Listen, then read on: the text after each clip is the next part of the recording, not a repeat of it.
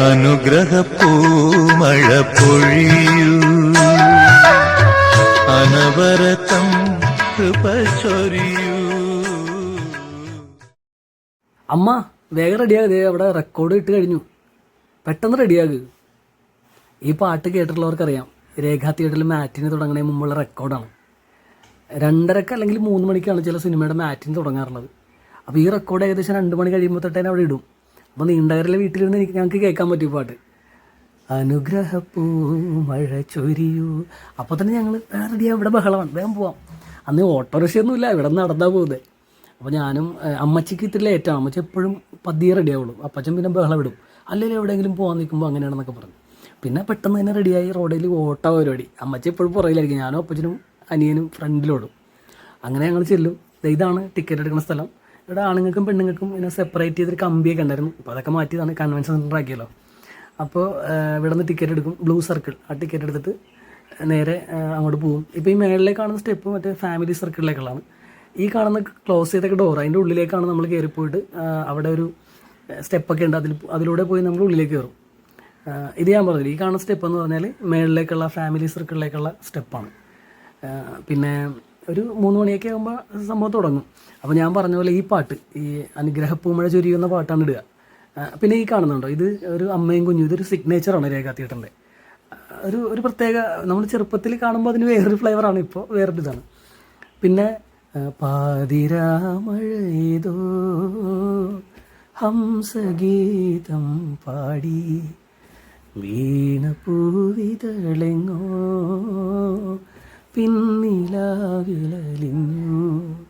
ഈ പാട്ടും കൂടിയുണ്ട്. അപ്പോൾ ഈ അനുഗ്രഹപ്പൂമഴയും പാതിരാമഴയാണ് മെയിനായിട്ട് അവിടെ റെക്കോർഡ് ഇടുന്ന പാട്ട്. പിന്നെ ഇവിടെ ഈ കാണുന്ന പവർ ഹൗസ് ഇരിക്കുന്ന സ്ഥലത്തൊരു ചെറിയൊരു കടയുണ്ടായിരുന്നു. നമ്മൾ ഇൻ്റർവെല്ലൊക്കെ ഇറങ്ങിയിട്ട് അവിടെ നിന്ന് വെള്ളം കുടിയും അതേപോലെ കപ്പോർത്ത് മേടിക്കുക, ഫ്രൂട്ടി വാങ്ങിക്കുകയൊക്കെ ചെയ്യുന്ന കടയായിരുന്നു. ഈ കാണുന്നത് സിനിമ കണ്ടു കഴിഞ്ഞിട്ട് ഇറങ്ങിപ്പോകുന്ന എക്സിറ്റാണ്. ഈ വഴിയാണ് എക്സിറ്റ്, ഈ വഴിയാണ് ഇറങ്ങിപ്പോരുക.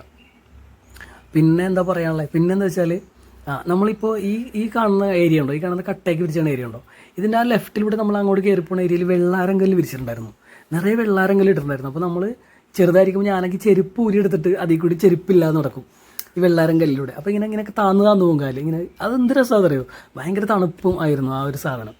അതൊരു പ്രത്യേക ഓർമ്മയാണ് രേഖാ തിയേറ്ററിനെ പറ്റി ഓർക്കുമ്പോൾ. പിന്നെ ഞാൻ കൂടുതലൊന്നും പറയണ്ട, രേഖാ തിയേറ്റർ എന്ന് പറഞ്ഞാൽ എഴുപുന്ന, നീണ്ടകര, എരമല്ലൂർ, ചന്ദ്രൂർ, വല്യത്തോട്, കുമ്പളങ്ങി, അങ്ങനെയുള്ള ഈ സൈഡിലെ എല്ലാവരുടെയും ഒരു വികാരം തന്നെയായിരുന്നു ഒരു കാലത്ത്.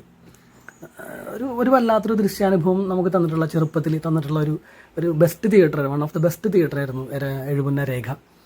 പിന്നെ ഞാൻ പറഞ്ഞ പോലെ ഈ പാട്ടുകൾ, ഈ 2 പാട്ടുകളാണ് അവിടുത്തെ റെക്കോർഡ്. അപ്പോൾ ഞങ്ങൾ ചെല്ലും, ഞങ്ങൾക്ക് സ്ഥിരം സീറ്റൊക്കെ തന്നെ ഉണ്ടായിരുന്നു. എപ്പോൾ ചെല്ലുമ്പോൾ ഞങ്ങൾക്ക് അവിടെ തന്നെ കിട്ടണമെന്നൊരു ആഗ്രഹം ഉണ്ടായിരുന്നു. അങ്ങനെ ഞാനും അപ്പച്ചനും അമ്മച്ചനും അനിയനും കൂടി പോയിരിക്കും.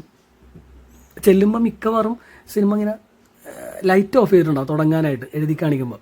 അപ്പോൾ ഞങ്ങൾ ഈ നീലവട്ടം, സ്റ്റെപ്പിലുള്ള നീലവട്ടം കണ്ടിട്ടാണ് സീറ്റ് തപ്പിപ്പിടിച്ച് ചെല്ലുക. അപ്പോഴേക്കും അവിടുത്തെ കർട്ടൻ പൊങ്ങടാൻ ഒരു പ്രത്യേക രസമായിരുന്നു.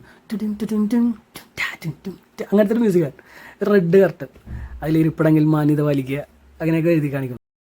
പുകവലി ശിക്ഷാർഹമാണ്, അങ്ങനെയുള്ള സ്റ്റാറ്റ്യൂട്ടറി വാണിംഗ് കാണിക്കുമായിരുന്നു. ഞാനും അനിയനും കൂടി ഈ കർട്ടൻ പൊങ്ങുമ്പോൾ അവിടെ കിടന്ന് ഡാൻസുകൾ തുടങ്ങും. അങ്ങനെ ഒരുപാട് ഓർമ്മകളുള്ള ഒരു തിയേറ്ററായിരുന്നു രേഖാ തിയേറ്റർ. അനശ്വരനാം ജഗദീശ അനുപമ സ്നേഹാം ബുദ്ധി